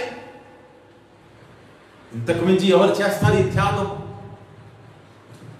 ప్రియా దేవుని బిడ్డలారా, ఆ దయ్యం పట్టిన వాడు ఈ 4 విధమైనటువంటి దయ్యముల యొక్క చేష్టల నుండి విడిపించబడిన వాడై, ఎప్పుడైతే ఆ దయ్యములో ఆ మనిషి శరీరం నుండి బయటికి వెళ్ళిపోయిందో, ఆ పందులలో పోయిందో, పందులు మొత్తం సముద్రం అయిపోయింది, పందులు తెచ్చిపోయింది. ఆ దురాత్మలు ఆ యొక్క లాడ్జింగ్ ప్లేస్, ఆ నీటిలో ఏం చేసుకుంది? ఆ దురాత్మలు అక్కడ పొంచి ఉన్నాయి. మళ్ళా ఎవరైనా పట్టుకుందామా అని. కానీ ఈ మనిషి రక్షింపబడ్డాడు. దేవుడు ఆ మనిషిని పూర్తిగా ఆ దయ్యము యొక్క 2000 సంఖ్యకు అధికమైన దయ్యముల యొక్క, దురాత్మల యొక్క ఆ యొక్క భయంకరమైన పరిస్థితి నుండి యేసయ్య కంప్లీట్ గా విమోచించాడు, విడుదల చేశాడు. ఎస్, ఇప్పుడు వాడు ఎక్కడ కూర్చున్నాడు? అదే మనం చూస్తున్నాం. లూకా సువార్త 8వ అధ్యాయములలో మనం గమనించినట్లయితే 35వ వచనములో, జనులు జరిగిన దానిని చూడవెళ్ళి, మీరు గమనించండి, యేసునొద్దకు వచ్చి దయ్యములు వదిలిపోయిన మనుషుడు హల్లెలూయా. దేవునికి మహిమ కలుగు గాక. దేవుని బిడ్డలారా, ఇప్పుడు ఆ యొక్క దయ్యం పట్టిన వాడు ఎంత చక్కగా బట్టలు ధరించుకొని బట్టలు కట్టుకొని వాడు కట్టుకున్నాడట. ఇంతకు ముందు కట్టబడిన బట్టలను ఎవరైనా అతనికి బెడ్షీట్ కానీ, ఎవరైనా అతనికి షర్ట్ కానీ, ఎవరైనా అతనికి ఏదైనా వేస్ట్ కానీ ఏదైనా చుట్టేస్తే వాటిని తెంచివేస్తారు, వాడిని చింపి వేస్తారు. ఒక్క నిమిషం కూడా తన శరీరంలో బట్టలు ఉండడం వాడికి ఇష్టం లేదు. వాడు మంచోడు, అతనిలో ఉన్న ఈనాటి దురాత్మలే చెడ్డది. అందుకే ఇప్పుడు అతడు బట్టలు కట్టుకొని స్వస్థ చిత్తుడై, చూడండి, ఇంతకు ముందు స్వస్థ చిత్తుడై లేవు. ఇంతకు ముందు అతడు ఏం చేసినాడు? ఒక మెంటల్ లాగా ప్రవర్తించాడు. సిగ్గుచేటు లేకుండా ఎట్లంటే అట్లా తిరిగే మనిషి. కానీ ఇప్పుడు ఎట్లా ఉంటాడు? స్వస్థ చిత్తుడై యేసు పాదముల యొద్ద కూర్చున్నాడు. హల్లెలూయా. సమాధి కాడ పడుకున్న వ్యక్తి, సమాధి కాడ ఉండే వ్యక్తి ఇప్పుడు ఎవరి పాదముల కింద ఉన్నాడు? యేసు క్రీస్తు దగ్గర చక్కగా కూర్చొని ఉన్నాడు. స్టేటస్ మారి. దయ్యం పట్టిన వాని యొక్క స్థితి యేసయ్య మార్చాడు. ఎప్పుడైతే యేసయ్య అతని జీవితంలో ఎన్కౌంటర్ చేశాడో అతని లోపల ఉన్న ఈ దయ్యములన్నీ యేసయ్య వెళ్ళగొట్టి అతనిని మంచి మనిషిగా, మంచి వ్యక్తిగా మార్చాడు. దేవుని బిడ్డలారా, ఈ రెండవ రోజు ఈ సువార్త కార్యక్రమ కూడికలో మనకు తెలియని అనేకమైన కార్యాలు ఉన్నాయి. మనకే తెలియదు. మన చుట్టూ అనేక దయ్యములు ఉన్నాయి. ఈ దయ్యముల యొక్క ప్రేరేపణ మన మీద పడకుండా ఉండాలంటే మనం ఏం కావాలి? మనం రక్షణ వస్త్రమును కట్టుకోవాలి. యేసుక్రీస్తు యొక్క రక్షణ వస్త్రాన్ని మనం ఏం చేయాలి? కట్టుకోవాలి. యేసుక్రీస్తు అందించిన ఆ దేవుని యొక్క వాక్యమును మనం వింటే స్వస్థ చిత్తుడై మనం అవుతాం. అది మాత్రం కాదు, యేసయ్య పాదాల కింద మనం కూర్చుంటే అదే మనకు ఆశీర్వాదం. యేసుక్రీస్తు పాదాలకి కూర్చొని ఆయన మాట వింటే చాలు. నేను వాక్యం ముగించుకోబోతున్నా. దేవుని బిడ్డలారా, మీరు బాగా గమనించండి. వాడు ఏం చేశాడు? బట్టలు కట్టుకున్నాడు, స్వస్థ చిత్తుడయ్యా ఉన్నాడు, యేసు పాదముల యొద్ద కూర్చున్నాడు.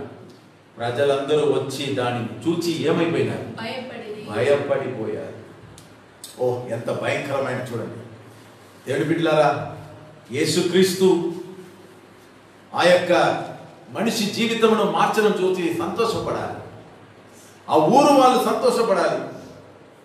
కానీ వాళ్ళు సంతోషపడలే, భయపడ్డారు. ఎందుకు భయపడ్డారు తెలుసా? దేవుని బిడ్డలారా, ఎందుకు భయపడ్డారు? నష్టమైపోయింది. 2000 సంఖ్యకు అధికమైన పందులు నాశనమైపోయింది. ఎన్ని డాలర్లు వేస్ట్. అమ్మా, ఈయన మన ఊర్లో అడుగు పెడితే మనకు కోట్ల రూపాయలు వ్యాపారం పోతుంది. లక్షల రూపాయలు వ్యాపారం పోతుంది. అందుకే ఆ ఊరు వాళ్ళకి భయం వచ్చేసి నజరేయుడైన యేసు దగ్గర వచ్చి, అయ్యా మా ఊరు నుంచి మీరు వెళ్ళిపోండి. యేసు మా ఊరికి వస్తారని ఎన్నో పల్లెల్లో ఉండేవారు ఎదురు చూసే దినాలు. ఇంత దూరం కష్టపడి ప్రయాణం చేసి సముద్రం వైపు గాలి తుఫాను వచ్చి అడ్డుపడిన యేసయ్య అన్నిటిని అధిగమించి ఆ యొక్క దయ్యం పట్టిన వాడిని బాగు చేయడానికే యేసుక్రీస్తు ఎన్ని శ్రమలు తీసుకుని వచ్చాడు. కానీ ఆ ఊరు వాళ్ళు దానిని ఎంత మాత్రం వారు జ్ఞాపకం చేసుకోలేదు, ఎంత మాత్రం వాళ్ళు కృతజ్ఞతలు చెల్లించలేదు. వారు భయం చెందారు. యేసయ్యను బతిమాలుతా ఉన్నారు. ఏమని బతిమాలుతా ఉన్నారు? వాళ్ళు వేడుకుంటున్నారు, తమ్మును విడిచి పొమ్మని ఆయనను వేడుకొని. చూశారండి లూకాసు వార్త ఆ యొక్క 8వ అధ్యాయంలో 36వ వచనంలో, అది చూచిన వారు దయ్యమును పట్టిన వాడు ఎలాగో స్వస్థత పొందెనో జనులకు తెలియజేయగా గెరాసీనుల ప్రాంతములలో నుండి జనులందరూ బహు భయక్రాంతులయ్యిరి కనుక తమ్మును విడిచి పొమ్మని ఆయనను వేడుకొనుని ఆయన దోణ ఎక్కి తిరిగి వెళ్ళుచుండగా దయ్యమును వదిలిపోయిన మనుషుడు ఆయనతో కూడా తను ఉండనిమ్మని ఆయన వేడుకొన్నాడు. వాడంటున్నాడు, ఈ ఊరు వాళ్ళు ప్రభువా మిమ్మల్ని వద్దు అని చెప్పిన, నా జీవితమును మార్చిన దేవుడు నువ్వే కదా, నేను నీతోనే వస్తాను, సెలవిమ్ము అని చెప్పి వాడు బతిమాలుతా ఉన్నాడు. కానీ యేసు ఏమన్నాడు? పోదామని అన్నాడా? ఏమన్నాడు? నీవు ఇదే ఊరిలో బోధకుడుగా ఉన్నావు. ఈ దయ్యములు నిన్ను పట్టుకోవడానికి ముందు నువ్వు ఎవరివి? ఆ ఊరికి నువ్వు టీచర్, నువ్వు బోధించేవాడు, చదువుకున్నవాడు. ఈ దయ్యం పట్టిన వాడు పనికిరాని వాడు కాదు. ఈ దయ్యం పట్టిన వాడు బోధించే సామర్థ్యం కలిగిన వాడు. అందుకే యేసుక్రీస్తు ఒప్పుకోలే. నేను నీతో కూడా వస్తాను బోధకుడా అని చెప్పి ఆ దయ్యం పట్టిన వాడు అడిగేటప్పుడు యేసుక్రీస్తు పోదాం 12 మంది శిష్యుల్లో నువ్వు కూడా 13 పోదాం అని యేసు ఎందుకు చెప్పలే? యేసుక్రీస్తుకి తెలుసు వాడు బాగా చదువుకున్నవాడు. అందుకే యేసయ్య అతని దగ్గర ఇలా అన్నాడు 39వ వచనంలో, అయితే ఆయన నీవు నీ ఇంటికి తిరిగి వెళ్ళి దేవుడు నీకు ఎట్టి గొప్ప కార్యములు చేసెనో తెలియజేయుమని వానితో చెప్పి వానిని పంపివేసెను. వాడు వెళ్ళి యేసు తనకి ఎట్టి గొప్ప కార్యములు చేసెనో ఆ పట్టణమంతటను ప్రకటించెను. హల్లెలూయా. చూసారండి, యేసుక్రీస్తు ఒక మంచి పని అప్పగించాడు. దేవుడు నీకు చేసిన దానిని నువ్వు నీ ఇంటికి పోయి మొదట చెప్పు, తర్వాత నీ ఏ ఊరిలో ఉన్నావో ఆ ఊరికి చెప్పు, తర్వాత నువ్వు ఎక్కడ వెళ్తున్నావు అక్కడంతా చెప్పు. నాతో పాటు రావద్దు. ఎందుకంటే నీవు మంచి బోధన చేసే సామర్థ్యం కలిగిన వ్యక్తిని నాకు బాగా తెలుసు. యేసుకు తెలుసు ఎవరు ఎట్లాంటి వారిని. ఇంత మంచి బోధకుడుగా ఉన్న ఇతని జీవితంలో ఇన్ని దయ్యములు ఎలా వచ్చిందో గమనిస్తే ఆశ్చర్యం. దేవుడి బిడ్డలారా, దయ్యములు మనము కన్నులారా చూచేటప్పుడు మనలోకి వస్తుందని అనుకోవద్దండి. ఆలోచనల ద్వారా వస్తాం. చెడ్డ ఆలోచనల ద్వారా మన మనసులోనికి దయ్యము కార్యములు వస్తాయి.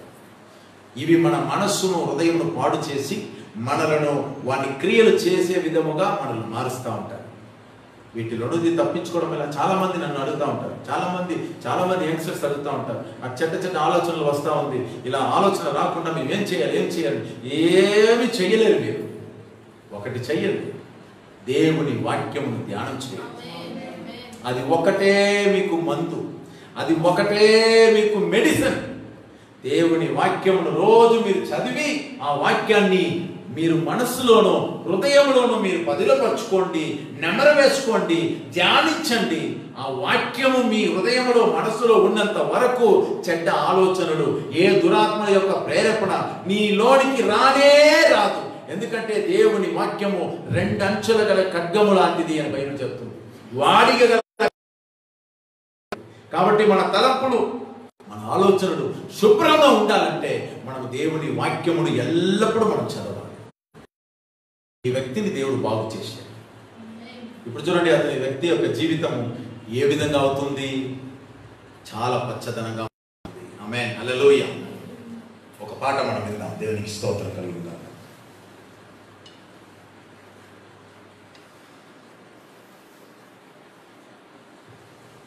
Thank you Jesus. యేసుక్రీస్తు గెరాసీను ప్రాంతంలో వచ్చాడు. గెరాసీను ప్రాంతం పచ్చని ప్రదేశం. మన జీవితం కూడా ఆ విధంగా ఉండాలి. ఈ దయ్యం పట్టిన వాడు ఆ పచ్చదనమును పోగొట్టుకొని సమాధులలో ఎక్కడంటే అక్కడ పడి తన్ను తాను గాయపరుచుకొని భయంకర ఘోరమైన పరిస్థితిలో ఉండిపోయిన ఇతని జీవితాన్ని యేసయ్య మార్చాడు. Thank you Jesus. యేసయ్య నిజంగానే మార్చాడు. యేసు మనకు తోడై ఉంటే మన జీవితం కూడా పచ్చగా మారుతుంది. తోడైయున్న జీవమున్న దైవం నా జీవితంలో నా తోడుగానే, జీవిత కాలం హృదయం నా రక్షకుని దివ్యనామమారే. తోడైయున్న జీవమున్న దైవం నా జీవితంలో నా తోడుగానే, జీవిత కాలం హృదయం నా రక్షకుని దివ్యనామమారే. జీవమున్న స్నేహం జీవితంలో నిరంతరం నా కొసకే ప్రభు నిత్యం. జీవమైన యేసు జీవమిచ్చే నాకు కృతజ్ఞతతో మది పాడే.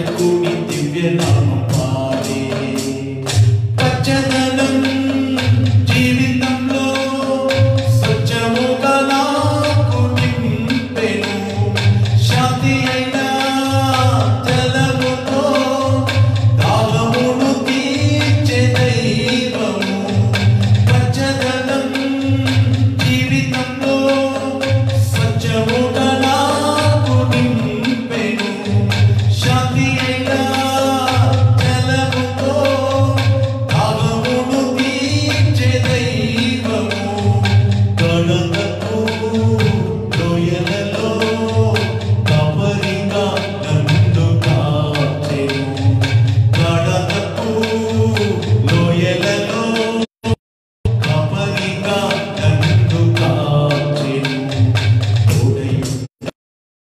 దైవం నా జీవితంలో నా తోడుగానే జీవితకాలం హృదయం నా రక్షకుని దివ్య నామం పాడే జీవమున్న స్నేహం జీవితంలో నిరంతరం నా కోసమే ప్రభు నిత్యం జీవమైన జీవమిచ్చే నా కృతజ్ఞతతో మది పాడే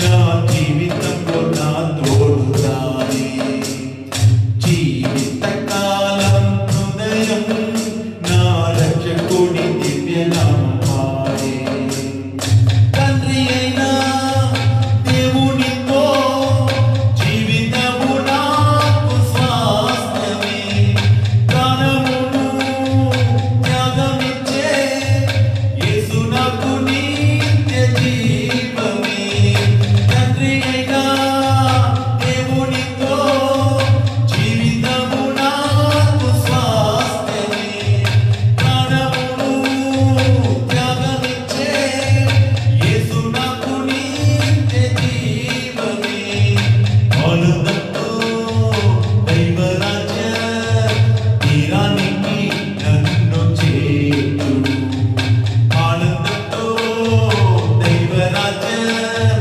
తీరానికి నన్ను చేర్చెను తోడైన జీవమున్న దైవం నా జీవితంలో నా తోడుగానే జీవితకాలం హృదయం నా రక్షకుని దివ్య నామం పాడే జీవమున్న స్నేహం జీవితంలో నిరంతరం నా కోసమే ప్రభు నిత్యం జీవమైన యేసు జీవమిచ్చే నా కృతజ్ఞతతో మది పాడే తోడైన జీవమున్న దైవం నా జీవితంలో నా తోడుగానే జీవితకాలం హృదయం నా రక్షకుని దివ్య నామం పాడే నా రక్షకుని దివ్య నామం పాడే నా రక్షకుని దివ్య నామం పాడే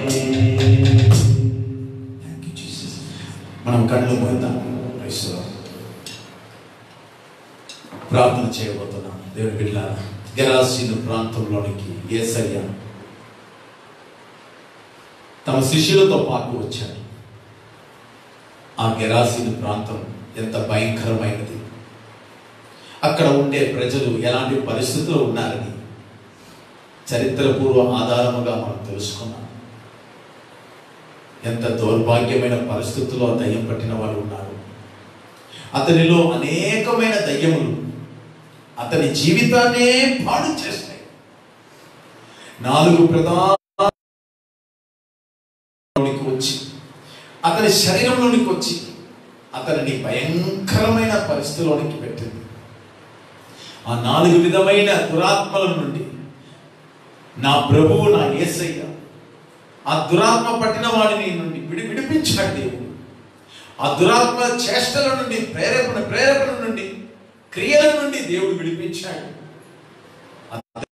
దయ్యములన్నీ వెళ్ళగొట్టాడు ఇప్పుడు అతడు స్వస్థ చిత్తుడై బట్టలు ధరించుకొని యేసయ్య పాదాల కింద కూర్చున్నాడు ఎంత తగ్గింపుతో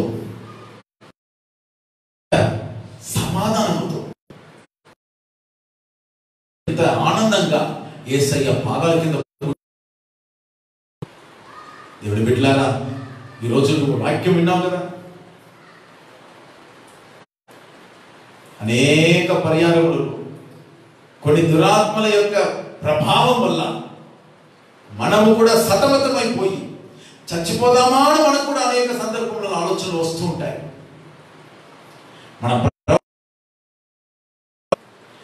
మనలో అన్ని మారుతానే ఉంటాయి.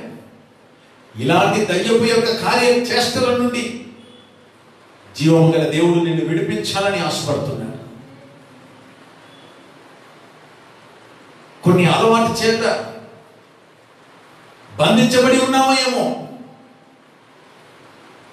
విడుదల పొందాలని నీకు ఆశ ఉన్నది, కానీ ఆ బంధకం నిన్ను బంధించి ఉన్నాయి. దాంట్లో నుంచి నువ్వు విముక్తి పొందలేక సతమతం అవుతున్నా.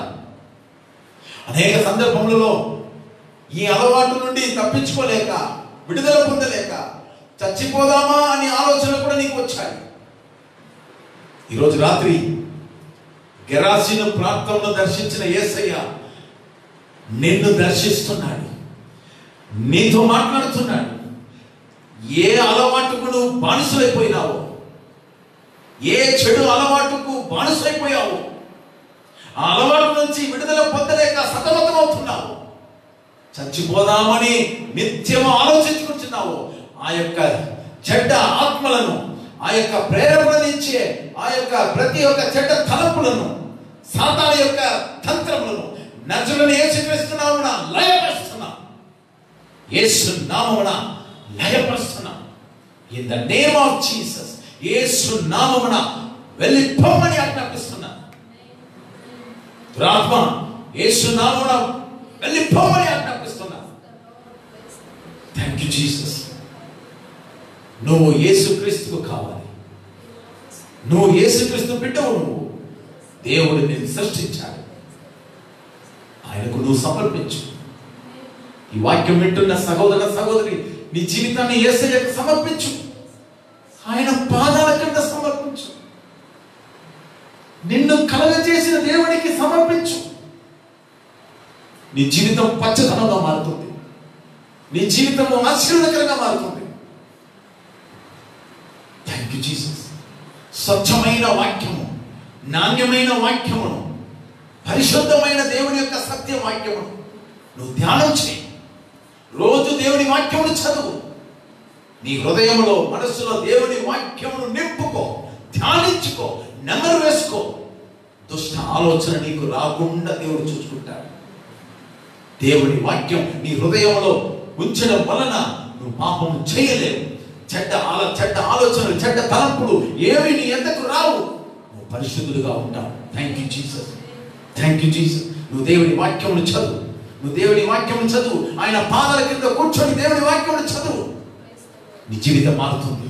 ఓ యవనుడా, ఓ యవన సహోదరి, ఓ యవన సహోదరుడా, నీ జీవితమును యేసయ్యకు సమర్పించుకో. యేసు నిన్ను పిలుస్తున్నాడు. యేసు నిన్ను పిలుచుచున్నాడు. ఆయనకు నువ్వు కావాలి.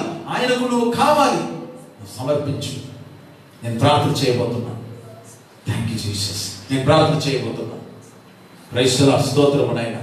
ఈ రెండవ రోజు ఈ సువార్త కార్యక్రమంలో ప్రభువా, గెరాసీనులో ఉన్న దయ్యం పట్టిన వాడి జీవితముల గురించి ప్రభువా మాతో మీరు మాట్లాడారు నాయనా. మీకు స్తోత్రము నాయనా. ప్రభువా, అతనిలో ఉన్న 2000 సంఖ్యకు అధికమైనటువంటి దురాత్మలను, అనగా సేన దయ్యమును ప్రభువా మీరు వెళ్ళగొట్టి అతనిని ప్రభువా మీరు బాగు చేశారు. ఇప్పుడు అతడు నీ గురించి, నువ్వు చేసిన మేలుల గురించి తన ఇంటి వారికి, తన ఊరు వారికి, అందరికీ ప్రకటించుకున్నాడు. Thank you Jesus. మమ్మల్ని ప్రభువా సాక్షులుగా నిలబెట్టండి. దేవుడు మాకు చేసిన కార్యములన్నిటిని మేము సాక్షులుగా చెప్పడానికి మమ్మల్ని నిలబెట్టండి. మమ్మల్ని ఆశీర్వదించండి. స్తోత్రం నాయనా. ఎవరైతే సమర్పించుకుంటున్నారో వారిని ప్రభువా మీరు బహుగా ఆశీర్వదించి నీ సాక్షులుగా నిలబెట్టండి. నీ సాక్షులుగా నిలబెట్టండి. నీ రక్షణకు వారు ప్రభువా పాత్రులుగా మార్చండి. వారి జీవితంలో సంతోషం, సమాధానము, ఆశీర్వాదములను మీరు దయచేయమని ప్రభువా మనసారా నేను ప్రార్థన చేస్తున్నాను. మనసారా కోరుకుంటున్నాను నాయన. స్తోత్రం. ఈ వాక్యములను ప్రభువా చివరి దాకా విన్న వారందరినీ మీరు ఆశీర్వదించండి. దీవించుమనైనా. మహిమ ఘనత మీకే చెల్లిస్తూ నజరేయుడైన యేసుక్రీస్తు నామమున ప్రార్థన చేస్తున్నాము తండ్రి. ఆమేన్. హల్లెలూయా. దేవునికి స్తోత్రం కలుగును గాక. ఇందాక వాక్యం మనం విన్నాం. ఈ 2 రోజులు మీటింగ్ను దేవుడు ఆశీర్వదించాడు. వర్షం వచ్చినా, కరెంటు లేకపోయినా ఏది మనకు ఆటంకం లేవు. దేవునికే మహిమ కలుగును గాక. రేపు 3వ దినం సువార్త కూడికలో మరలా మనం అందరం కూడా దేవుని సన్నిధానంలో మనం కలుసుకొని దేవుని వాక్యం మనం విందాం. దేవుడు ఏం మనతో మాట్లాడతాడో. సో అంతవరకు మీ అందరికీ నేను సెలవు తీసుకుంటున్నాను. దేవుడు ఈ రోజు రాత్రి మంచి నిద్రను మీ అందరికీ ప్రసాదించును గాక. God bless you all.